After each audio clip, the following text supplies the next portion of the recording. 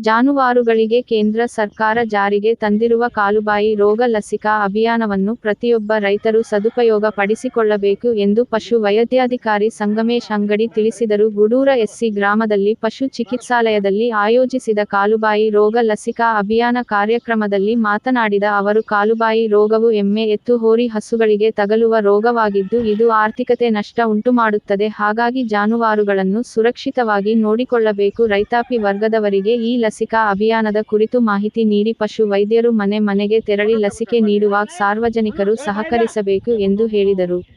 ವೈದ್ಯಾಧಿಕಾರಿ ಡಾ. ಗುರುಸ್ವಾಮಿ ಬಿಲ್ಲೂರ ಪ್ರಾಸ್ತಾವಿಕವಾಗಿ ಮಾತನಾಡಿ, ಕಾಲುಬಾಯಿ ರೋಗಕ್ಕೆ ತುತ್ತಾದ ಪಶುಗಳು ಮೃತಪಡುತ್ತವೆ. ಇದರಿಂದ ರೈತರು ಕಷ್ಟ ಅನುಭವಿಸುತ್ತಾರೆ. ಹಾಗಾಗಿ ಗ್ರಾಮೀಣ ಪ್ರದೇಶಗಳಲ್ಲಿನ ರೈತರು ಜಾನುವಾರುಗಳನ್ನು ಸುರಕ್ಷಿತವಾಗಿ ನೋಡಿಕೊಳ್ಳಬೇಕು. ಈ ರೋಗದಿಂದ ಸಂಪೂರ್ಣ ಸುರಕ್ಷತೆಗಾಗಿ ಸತತವಾಗಿ ವರ್ಷಕ್ಕೆ 2 ಬಾರಿ ಲಸಿಕೆಯನ್ನು ಹಾಕಿಸಬೇಕು ಎಂದು ಹೇಳಿದರು. ನಿಂಗಯ್ಯ ಒಡೆಯರ್ ಪಶು ಚಿಕಿತ್ಸಾಲಯದ ಅಧಿಕಾರಿಗಳಾದ ಸಂತೋಷ ಹನಮಸಾಗರ, ಎಚ್. ಆರ್. ದಾಸರ, ಜನಿವರಿ ಯಮನೂರ, ಕೆಲೂರ ಬಸಪ್ಪ ತಿಲಗರ, ಕಳಕಪ್ಪ ದಿಂಡೂರ, ನೀಲಪ್ಪ ಚಳ್ಳಪ್ಪನವರ, ಗದ್ದೆಪ್ಪ ಭಜಂತ್ರಿ, ರೇಣವ್ವ ಹಡಪದ, ದಂಡವ್ವ ತಿಲಗರ ಸೇರಿದಂತೆ ರೈತರು ಸಾರ್ವಜನಿಕರು ಇದ್ದರು.